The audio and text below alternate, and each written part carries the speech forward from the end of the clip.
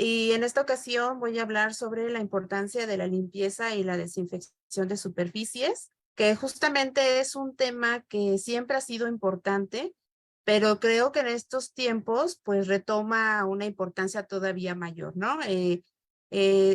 Considerarlo como un punto crítico en la prevención de infecciones asociadas a la atención en la salud, creo que es importante retomarlo. Muchas gracias. ¿Me pasan la siguiente, por favor?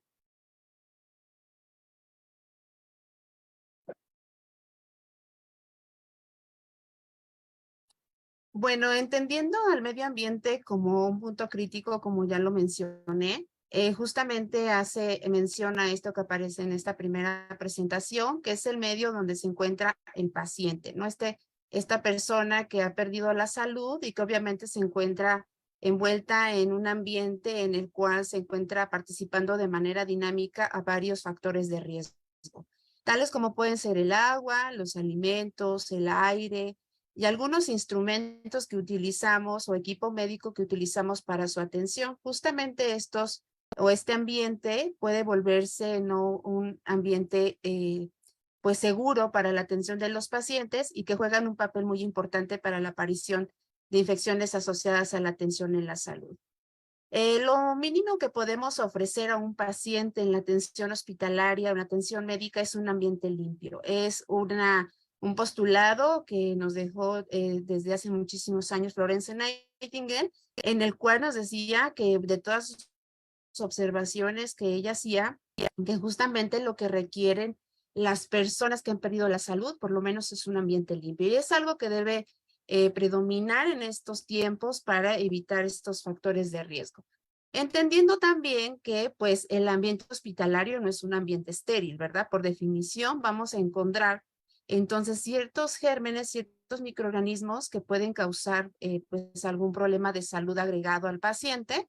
Y como ya mencionaba, estos elementos en los cuales podemos encontrar a los microorganismos va a ser desde el agua, es por eso la importancia de tener calidad y agua segura en los hospitales, los alimentos, de cómo se manipulan, no solamente para los pacientes, sino para el personal de salud que tiene acceso a los alimentos dentro del hospital, el aire, teniendo en cuenta que existe todo un tema de participación en lo que es la ventilación en los hospitales y el uso de ciertos elementos como son los endoscopios, equipo invasivo, etcétera. Y un lugar muy importante son las superficies en las cuales el paciente se encuentra interactuando de manera permanente y que conociendo los mecanismos de transmisión de los microorganismos podemos entender ahora que hay muchos que se encuentran en las superficies y que se pueden quedar de manera permanente en estas. La siguiente, por favor.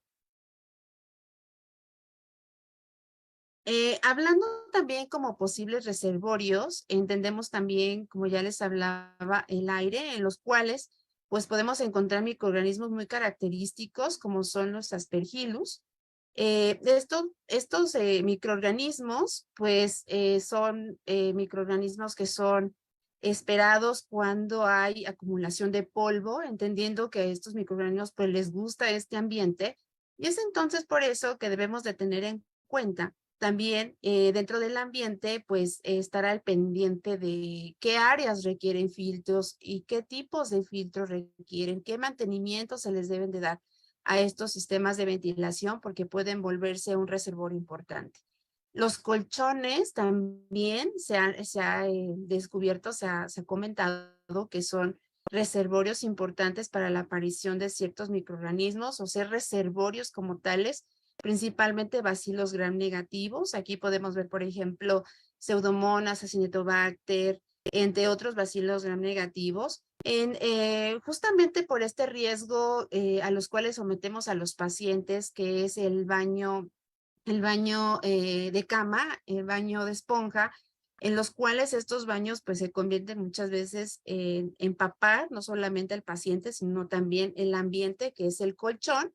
Y honestamente pues estos colchones regularmente no se cambian, no se dejan secar al ambiente, al medio ambiente, garantizando que realmente se mantengan secos y que no se vuelvan un reservorio de microorganismos. Las tinas de inmersión regularmente pues podemos encontrar bacilos gram negativos, cuando estos no tienen pues un sistema de desinfección adecuadamente o no hay todo un lineamiento de qué se tiene que seguir en este tipo de DINAS y se puede volver un reservorio también. Electrodos, principalmente encontrándose Staphylococcus aureus o bacilos gram negativos, puesto que estos se quedan en contacto con la piel y pues que regularmente no se le hace o no se le realiza una limpieza y desinfección adecuada.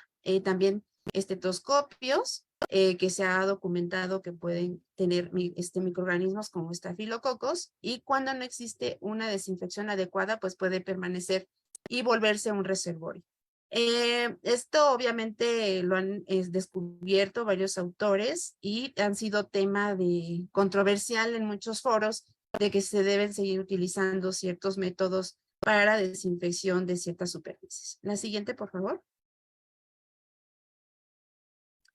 Bueno, ya entrando al tema, la desinfección es algo sumamente importante, se realiza de manera adecuada, se debe realizar de manera adecuada en todas las áreas hospitalarias, en todas las áreas de atención médica, pero justamente han aparecido, no solamente ahorita, sino a través del tiempo, muchos, sustancias o algunos elementos que funcionan o nos dicen que funcionan como desinfectantes, y que muchas veces pues no lo son, ¿no?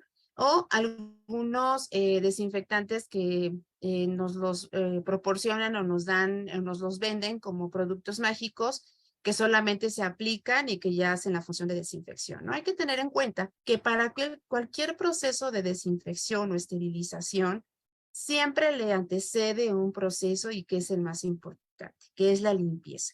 Esta limpieza, que no es más que el proceso de separación por medios mecánicos, es decir, un tallado, de retiro de suciedad o de materia orgánica que queda en las superficies inertes o el medio ambiente del paciente. Si no se tiene la certeza o ni siquiera se realiza la limpieza de superficies, instrumentos, equipos electromédicos, etcétera, no podemos garantizar que realmente se haga una desinfección. Regularmente lo que se utiliza para hacer la limpieza, y como ya dijimos que es un proceso de separación por movimientos mecánicos de la suciedad, es importante contar con un detergente común y corriente, el cual nos permita que con el tallado facilitar el desprendimiento de esta materia orgánica de las superficies o del área o del elemento que se quiera someter a desinfección, porque si no, entonces no va a tener tal efecto. Eliminar físicamente esta materia orgánica va a pues garantizar de alguna manera, entre otras cosas, que se realice una buena desinfección. Es el paso más importante a este proceso. Si no se realiza, difícilmente podemos garantizar que estamos desinfectando o una superficie o un espacio. La siguiente, por favor. Ahora, esta limpieza es muy importante que se le debe de entrenar y capacitar al personal adecuado para este proceso. Tener un procedimiento sistemático de cómo se debe de limpiar, ¿no? Muchas veces entendemos que la limpieza solamente es pasar un paño o pasar una compresa por una superficie y ya queda desinfectado o quedó limpio, por lo menos. No, es todo un proceso en el cual se tiene que tener todo un protocolo de cómo realizar el mismo, ¿no? Llevar un orden siguiendo los principios de asepsia y antisepsia, que por muchos años han regido toda nuestra práctica clínica y que se deben de retomar en este momento, ¿no? Para esto existe una técnica que se le reconoce como la técnica de los 3 baldes o de las 3 cubetas, como le quieran llamar, y que finalmente lo que buscamos con este proceso es estandarizar cuál es el procedimiento correcto primero de limpieza para poder llegar al proceso de desinfección. El paso número 1 es primero preparar el material y equipo adecuado para realizar esta limpieza y desinfección. Como se le conoce de las 3 baldes, lo que se pretende es tener pues 2 cubetas o 3 baldes con los siguientes elementos. 2 cubetas de 5 a 10 litros, va a depender mucho de qué áreas se quieren limpiar y desinfectar pues para tener la capacidad de agua. Una bandeja ya puede ser de 500 mililitros o un litro, un paño limpio, fibra, guantes de color amarillo o algún color que designe la institución para diferenciarlos de qué superficies se está limpiando y desinfectando, ¿no? Eso nos sirve de alguna manera para, pues sí, garantizar que no estemos combinando, ¿verdad? Las áreas limpias con las contaminadas o las áreas menos sucias y evitar que pues también el personal se confunda al realizar la limpieza. Agua, obviamente, hipoclorito de sodio al 6 o 7%, un cepillo largo, una microfibra y jabón en polvo, que sería pues el detergente. La siguiente, por favor. El siguiente paso será colocar en una bandeja el jabón con un poco de agua.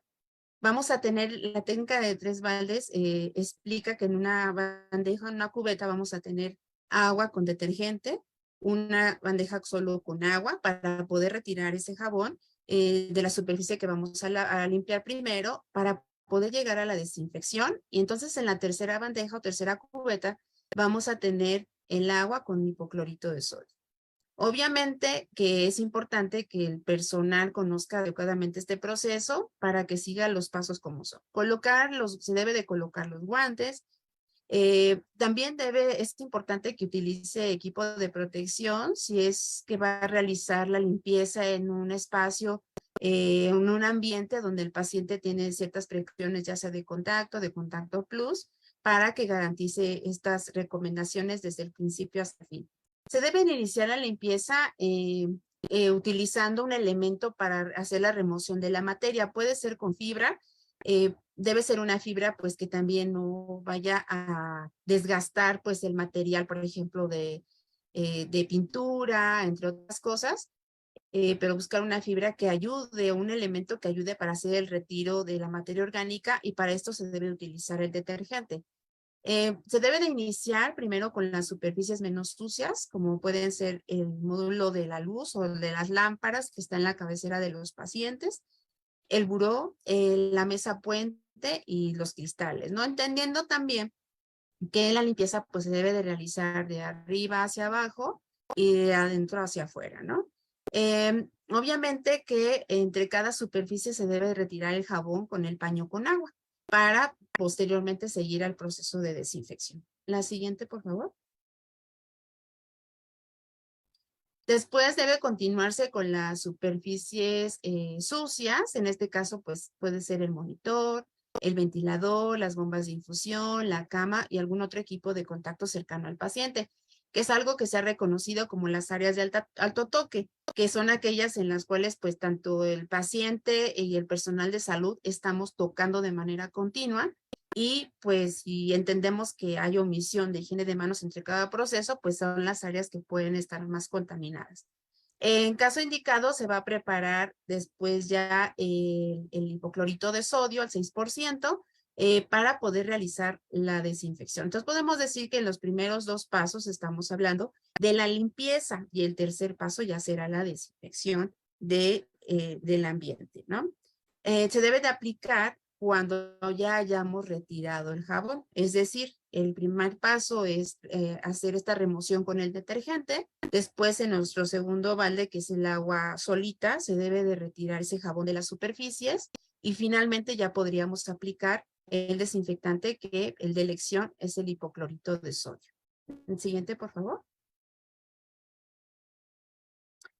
Algo muy importante que debemos de recalcar de manera frecuente a quienes realizan estos procedimientos es evitar barrer en seco, ¿no? ¿A qué me refiero? Utilizar escobas o algún otro instrumento en el cual se pueda generar este polvo y que pues pueda llegar hacia el paciente, ¿no? Se debe hacer lo que llamamos barrer en húmedo, que regularmente se utilizan pues algunas microfibras, es lo que ahora ya más se ha recomendado porque son telas que pues por su constitución de hilos, etcétera, permite que se sequen fácilmente, que ese es otro tema, el cual y todos estos elementos que se utilizan para la limpieza y desinfección, al final de este procedimiento se tienen que lavar y dejar secar perfectamente, evitar que estas pues compresas o jergas que se utilizan una vez que hacen la limpieza y desinfección, solamente se expriman o se medio enjuaguen y se dejen ahí, ¿verdad? Perpetuando la humedad. Esto también se debe de evitar. Y es un proceso que también debemos de establecer muy bien cuando se realice el final del proceso de limpieza y de desinfección. Es decir, dejar estas compresas o estas microfibras que se utilizan, lavarlas, desinfectarlas y dejarlas secar para que el siguiente turno pues pueda utilizarlas con toda la seguridad. Limpiar de forma horizontal, de izquierda a derecha. Algo importante es que el desinfectante, que es el hipoclorito de sodio, siempre se debe diluir en agua fría. No agregar nada como puede ser, por ejemplo, jabón, muchas veces para obviar un paso, que es la limpieza, que ya dijimos que es sumamente importante, debemos evitar esta mezcla del jabón con hipoclorito de sodio. Ahorita que la temperatura es fría, que es baja, muchas personas que hacen esta actividad suelen utilizar agua caliente o agua tibia. Es muy importante verificar que no lo hagan porque inactiva pues la efectividad del cloro, ¿no? Y algo bien importante y que hay que estar supervisando de manera continua es evitar que se utilice una sola agua o un solo recipiente con agua para lavar y desinfectar todas las áreas, ¿no? Es decir, si son cubículos que se comparten con varios pacientes, es importante lavar el agua cuando ya está, cambiar, perdón, el agua cuando ya está turbia, o si es un paciente que tiene precauciones de contacto, obviamente no se va a continuar con esa misma agua para desinfectar el área de otro paciente, ¿no? Eso es bien importante. Y al finalizar la limpieza, como ya les decía, se debe lavar y desinfectar el equipo y dejarlo listo para que el otro turno continúe con la limpieza. La siguiente, por favor. Ok. La falta de limpieza y desinfección en las áreas de atención médica o cuando es inadecuada, cuando no se llevan de manera continua este proceso, puede ser el desencadenante de varios brotes hospitalarios, ¿no? Por ejemplo, aquí pueden ver en esta imagen donde se analizó un brote por Acinetobacter en una unidad de cuidados intensivos, en donde se encuentra una mortalidad asociada de cerca del 46%. Y este mapa lo que representa es que podemos detectar o se pueden identificar de manera visual la aparición de este microorganismo en una unidad, pero que después volvió a aparecer en un paciente distinto. Es decir, el paciente primario tuvo infección, se fue de alta o abandonó esa unidad, llegó un paciente nuevo, pero a los pocos días también se le aisló el mismo microorganismo, ¿no? Y lo mismo ocurre, por ejemplo, ahorita con Clostridium difficile y entre otros microorganismos que su transmisión es de contacto y que se puede quedar en las superficies. Este es como pues los pasos, ¿no? Que puede seguir la aparición de nuevos y nuevos eventos y que finalmente nos va a llevar a un brote importante dentro del hospital. Es por eso que quienes nos dedicamos al control de las infecciones en atención en la salud, quienes son supervisores de enfermería, quienes tienen la supervisión o gestión de los servicios, es muy importante considerar este proceso como crítico y pues establecer medidas que nos permitan supervisar de manera adecuada estos procesos, ya sea mediante cédulas de verificación. Ahora hay otros elementos que nos ayudan a verificar que la limpieza sea efectiva, no solamente visual. Hay algunos elementos que nos permiten de manera con dispositivos químicos, pues ver si realmente la unidad está limpia para proceder a la desinfección, entre otras cosas, ¿no? Pero finalmente es importante supervisar a las personas que están haciendo este procedimiento y obviamente es sumamente importante capacitarlos y entrenarlos. El personal de intendencia regularmente, si no se les capacita, entienden que la limpieza y desinfección pues es como en la casa, ¿no? O sea, nada más pasar un paño, ya con esto ya quedó limpio, etcétera, ¿no? O la utilización de ciertos aromatizantes que pues en el mercado se venden como desinfectantes y eliminan el 99.9 microorganismos, lo cual es una mentira. Pero entonces podemos caer en esta falsa creencia de que sí desinfectan, ¿no? Y combinarlo con otros elementos tales como el hipoclorito de sodio o jabón para omitir pasos. Y cuando un ambiente huele bien, o sea, huele a flores, huele a lavanda, huele a otro pues olor fresco, se cree que está limpio y desinfectado, ¿no? Y eso pues realmente no es la verdad absoluta. Es por eso que debemos de supervisar estos procesos, ¿no? Cuando se combinan estos elementos de falta de supervisión, falta de capacitación y no tener un protocolo adecuado dentro de la institución para esta limpieza y desinfección de las áreas, pues es un kit completo para la aparición de eventos infecciosos en nuestros pacientes. La siguiente, por favor. Muy bien. Ahora, ¿qué tendría yo que hacer como equipo directivo en el hospital? Mucho. Creo que es básico, primeramente, entender que es un proceso crítico, un proceso importante y que se le debe dar esa importancia, ¿no? Desde el área directiva dentro del hospital. Contar con una política definida de limpieza y desinfección y obviamente de esterilización para ciertos procedimientos, eso es indispensable, ¿no? Mientras no exista una política definida, difícilmente vamos a poder pues estandarizar los procesos ya no en los hospitales, sino en una sola unidad, ¿no? Creo que eso lo debemos de establecer primeramente. Gestionar los insumos adecuados y los suficientes para realizarse en todos los momentos del hospital, ¿no? Que sí, los comités de control de infecciones, el área de unidad de vigilancia epidemiológica, se vuelvan partícipes activos de la gestión de los insumos, ¿no? Que se les sean pues participantes activos de qué es lo que se requiere, cuáles son los desinfectantes que tienen pues evidencia de que funcionan, de que sepamos qué se está utilizando, a qué concentración y cómo se va a utilizar y muy importante en qué áreas se debe de utilizar, ¿no? Actualmente en las unidades médicas muchas veces utilizamos cloro para todo, hasta en una oficina, en áreas donde pues no se requiere y eso también tiene que quedar muy bien establecido. Asegurar que el personal está debidamente entrenado y capacitado para realizar los procedimientos. Esto es un trabajo colaborativo, no solamente dentro del CODECIN, sino en general con el área de enfermería. Y creo que tenemos una debilidad importante que podemos ir trabajando en otras instituciones, que podemos tener, por ejemplo, personal subrogado de algunos servicios y en el cual el personal es movible de manera continua y tal vez capacitamos ya un grupo, pero dura un mes y luego llega otro grupo y otro grupo. Mientras eso no se resuelva en cuanto al movimiento de personas, ni modo, vamos a tener que estar capacitando las veces que sean necesarias, ¿no? Al personal que va a realizar esta actividad. Generar información sobre apego, también esto lo podemos hacer mediante una cédula de verificación, mediante la supervisión. Creo que cada institución va a establecer cómo quiere medir este apego, evaluarnos para ver en qué tenemos que mejorar nuestros procesos, en quiénes tenemos que fortalecer estas medidas y mientras no haya esa evidencia, pues difícilmente vamos a saber en dónde tenemos que trabajar más, ¿no? Y durante las visitas a las áreas de atención, verificar la limpieza. Eso es sumamente importante. Cada institución va a establecer con qué frecuencia, si lo va a hacer diario en cada unidad, cada que el paciente ingrese, cuando haya una cirugía y la unidad quede vacía. Va a depender mucho de cuántos recursos humanos, qué capital humano tienen para establecer estas medidas. La siguiente, por favor. Bueno, pero finalmente, como ven, es un trabajo colaborativo.